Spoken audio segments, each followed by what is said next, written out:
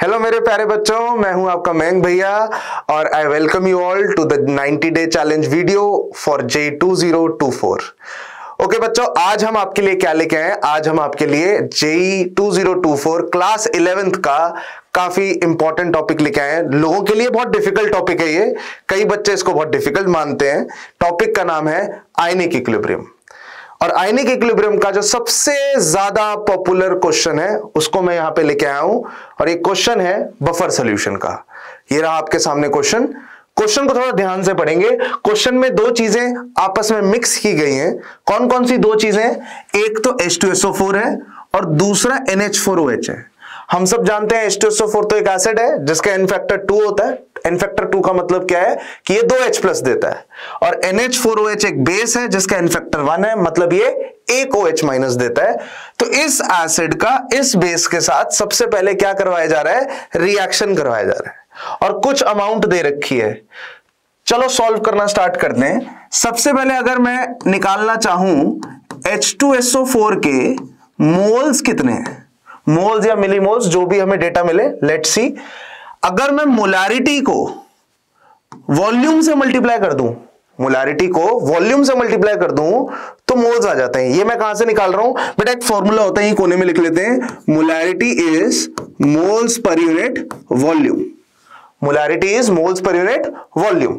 तो मोल्स निकालने के लिए मोलारिटी को वॉल्यूम से मल्टीप्लाई करना है, तो वही तो कर रहे हैं, मोलारिटी को वॉल्यूम से मल्टीप्लाई कर रहे हैं। फटाफट देखो, 0.1 को 20 से मल्टीप्लाई करो, आंसर कितना आ रहा है? 2।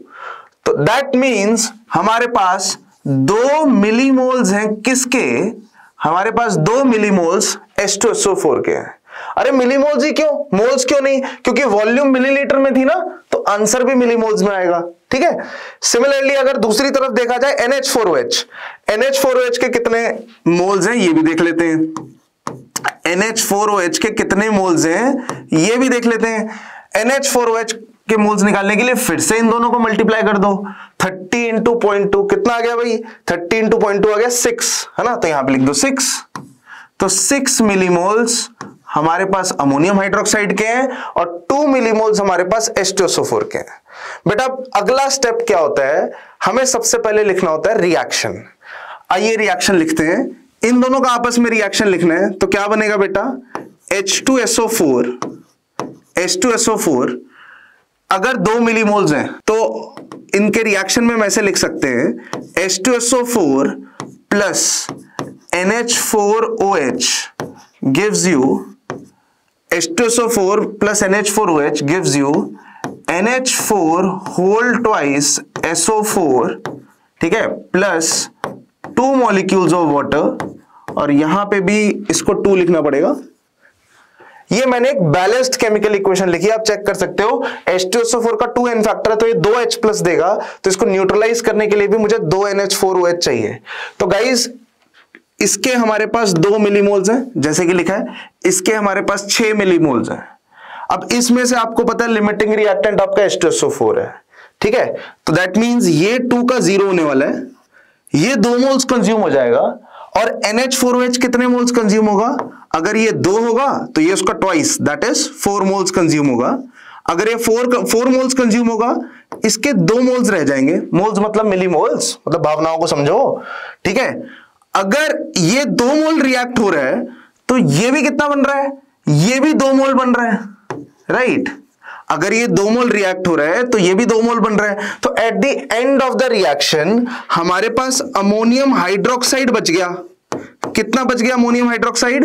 2 मिलीमोल, है ना? सिंपल सी मैथ्स है। और दूसरी तरफ अगर मैं पूछूं अमोनियम आयन कितना बच गया, क्योंकि सल्फेट तो कुछ करने नहीं वाला, वो तो ऐसे ही है। अमोनियम आयन कितना बच गया? तो आप बोलोगे ये पूरा कंपाउंड अगर 2 मोल है तो इसमें अमोनियम आयन उसका ट्वाइस हो जाएगा, बिकॉज 2 अमोनियम आयन्स हैं यहां पे। तो अमोनियम आयन्स हमारे पास 4 मिलीमोल्स हो गए। तो जैसे ही मैं इस डेटा पे अराइव करता हूं तो मुझे स्ट्राइक करता है। क्या स्ट्राइक करता है? कि यार ये तो बफर का सवाल है ना? एक वीक बेस है और उसका कॉन्जुगेट एसिड है। This is a weak base and this is it's conjugate acid.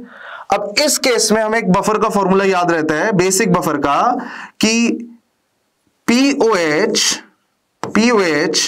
Is equal to P K B plus log of concentration of salt by concentration of base. तो यहां पे आपको अगर पीओएच निकालना है तो सबसे पहले हमें पीकेबी चाहिए। क्या पीकेबी की वैल्यू गिवन है? बिल्कुल गिवन है। पीकेबी की वैल्यू इज 4.7। तो आइए यहां पे डाल देते हैं 4.7 प्लस लॉग ऑफ न्यूमरेटर की वैल्यू, सॉल्ट की वैल्यू कितनी है 4 मिलीमोल्स और NH4OH की वैल्यू 2 मिलीमोल्स। हालांकि यहां पे हमें कंसंट्रेशन डालनी है, हमें यहां पे मोल्स नहीं डालने। तो कंसंट्रेशन के लिए मोल्स को वॉल्यूम से डिवाइड करना पड़ता है। वॉल्यूम है कितनी 20 ml इसके, 30 ml इसके, तो वॉल्यूम कितनी हो गई 50, ऐड करके 50 आ गया। तो सॉल्ट की कंसंट्रेशन कितनी हो गई 4/50 और बेस की कंसंट्रेशन कितनी हो गई 2/50। बट फायदा हुआ नहीं वॉल्यूम निकाल के, क्योंकि वो तो कैंसिल ही होनी थी।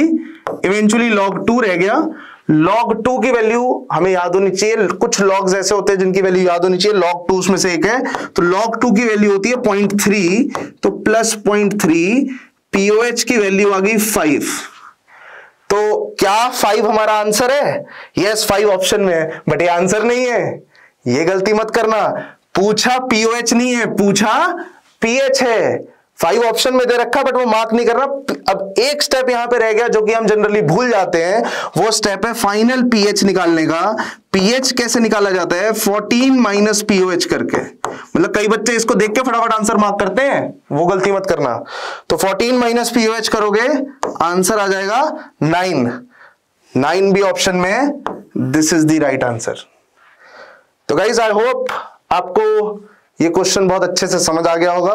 आयनिक क्वेश्चन का सवाल था, आयनिक इक्विलिब्रियम का सवाल था, थोड़ा सा डिफिकल्ट तो था ही, बट आई होप आपको चीजें समझ आ रही हैं। अगर आपको ऐसे ही कंटेंट इंटरेस्टिंग लग रहा है, मजा आ रहा है, तो please like and subscribe our channel. बने रहिए हमारे साथ 90 डे चैलेंज में।